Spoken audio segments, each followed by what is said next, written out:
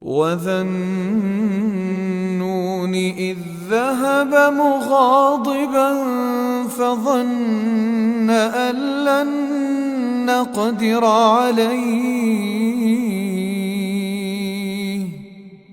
فنادى في الظلمات أن لا إله إلا أنت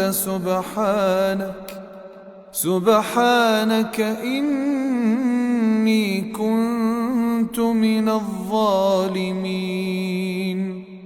لا إله إلا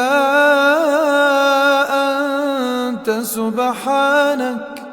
سبحانك إني كنت من الظالمين.